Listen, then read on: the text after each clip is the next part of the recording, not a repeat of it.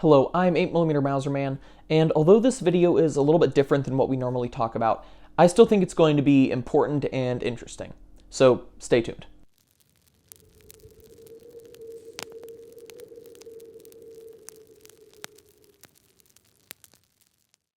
We are living through history right now. I know that you are always living through history, but especially right now we are living through history.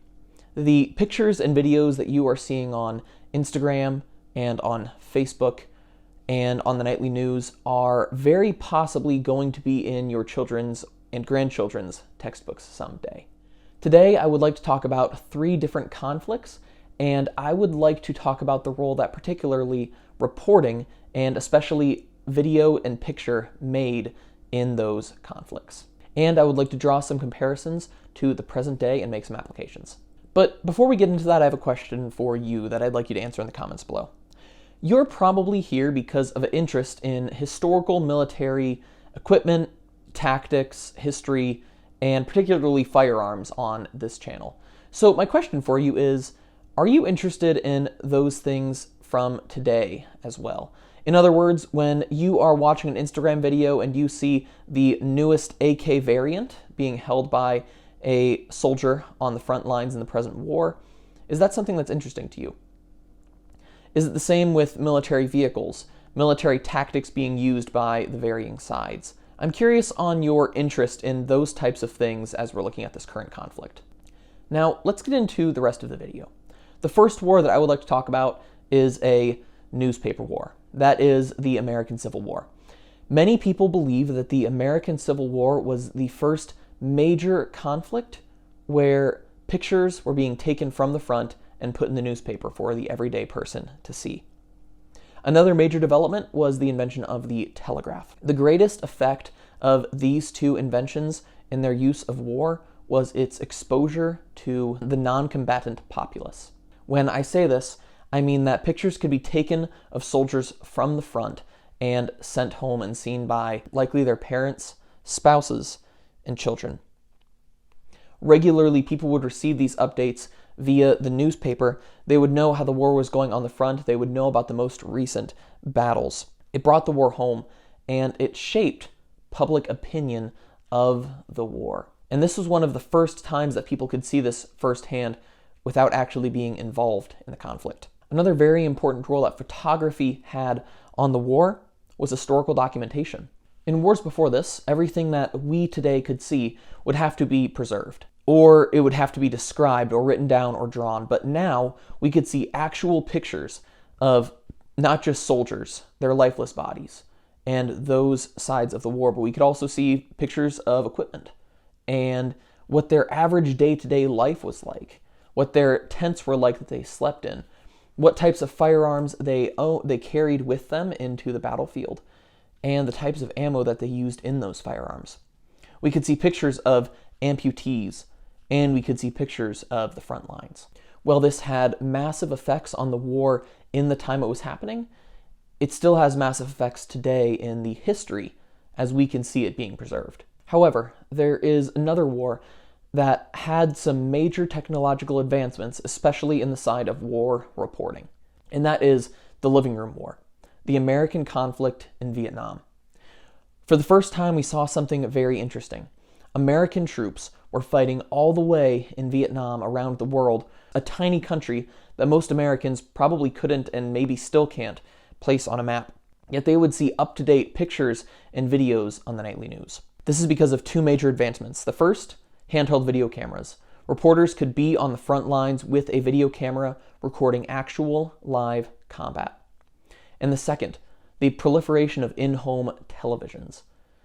Televisions were in about 9 out of 10 homes in 1960. So that means parents who had sons in Vietnam could tune in at 6 o'clock and see the war that their sons were involved in on TV. As you would expect, this had a massive impact on public support, or lack thereof, for the war. During this time, we saw atrocities being committed by both sides, and some of those were captured on video and were shown to people in their homes. While this attributed to low support for the war on the home front, it also attributed again to historical documentation. When I say the Vietnam War, there are sights and sounds that come to mind. Men with M16s walking through a jungle. You might have certain songs that pop into your head. You see spike traps in the ground. You see tiger stripe or OD green camouflage. You see Alice web gear. All of these things come to mind because of the pictures and videos that were taken and preserved until this day. However, just like we have those things now, they also had them while it was being recorded in the 1960s. While the effect this had on the war effort cannot be overstated, neither can the effect that this had on the anti-war effort. The final war I'd like to talk about is the smartphone war, and that's what we're seeing today. We have two things that are playing into this. We have smartphones. Almost everybody has a smartphone, and we have widespread internet access all around the world. Today we're going to highlight the conflict happening in the Ukraine right now, which hopefully is going to run from 2022 to 2022. I'm sure we all are hoping for a swift and peaceful resolution to this conflict. One of the things that the proliferation of smartphones and widespread internet access has created is live 24-hour updates to anyone with a smartphone all around the world. All you need to have is an Instagram or a Facebook account and internet access, and you can see front-line actions happening today. At any given moment, there are literally millions of smartphones collecting data and terabytes of data becoming available to you. There is more data coming than you could possibly absorb. All nations are exposed to this conflict. All nations and all people have their own political opinions relating to this conflict and its significance on the world stage. This war that is happening so far away in Europe is right here in my pocket. Just like with the other two conflicts that we've already mentioned, I would like to talk about the impacts that widespread internet access and widespread smartphones have had in this conflict in particular. The first is the desensitization of violence to everyone else. I can look and find videos of people being killed. I can look and find videos of buildings smashed in by artillery fire. It is easy to see all of that and become desensitized to it, to lose the compassion that should be burning in our hearts at not just the Ukrainian civilians who are being displaced or killed because of this, but also the Russian and Ukrainian soldiers who are being forced to fight. It is quite easy to see this and lose your heart. However, the second thing is one I've already mentioned in both of the other two conflicts, and that is historical documentation. This very well may be the most documented conflict we have ever seen in human history. We not only have the normal war reporters, but we also have normal, everyday people like you and me who grab their phone and are recording Russian tanks rolling down the street. Normal people like you and me who are recording gunfire between Russian and Ukrainian troops. This is going to be the most documented war, at least up to this point, in human history. So, what does that mean? Well, let's start with that historical documentation piece. For people like me who are interested in military equipment, tactics, and that type of information, there is going to be a lot of it to absorb. You can see videos of Russian tanks being used in their actual roles. You can see them being abandoned because of poor logistics, and all of that will have a lot to show us about tactics and about military history in the past and in the present. There will be a lot of information to interpret. However, I would like to give you two takeaways that are far more important than that historical information that we will be collecting. The first is this: your psyche is not meant for this. You know, when we talked about the Civil War situation, likely people would get one newspaper that would have a few articles, and that would be all they would get. For the Vietnam conflict, it might be the nightly news. Maybe you could tune into 2 or 3 different news stations and find some newspapers or magazines. But during that war, you wouldn't get constant bombardment of information. Right now, I can open up my Instagram at any moment of the day and scroll forever, and I will never run out of things to see. Your mind isn't meant for that. So that is me saying, be careful how much you are taking in. If it is causing you so much stress and anxiety that you are failing to function in the other parts of your life, slow down.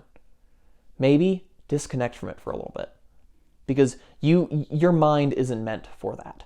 Now, I want to be very clear, this is not a sign of loss of compassion for the people who are in those situations directly. But there is not much that I can do. And even if I do everything that I can do, seeing the conflict up to a point stops being helpful for anyone. And my final note is this. Remember that these are real people. When you see a photo of a dead body lying on the ground, before you leave any comment about the weapon he might have been carrying, or the vehicle behind him, or your own personal thoughts and opinions on this conflict, remember that's a real person just like you and me. Remember that that is somebody's son, possibly somebody's husband, possibly even somebody's father in that situation. It's seeing like a lot of the troops that are being sent to Ukraine are conscripts younger than me. My heart is breaking for them just as much as it's breaking for the Ukrainian people. When you see a building smashed in, before you get on there to type whatever political opinion you have on that, to talk about whatever other things you might have to say, remember that there were people who lived in that building. Whether they died or not, their possessions were there, their home was there.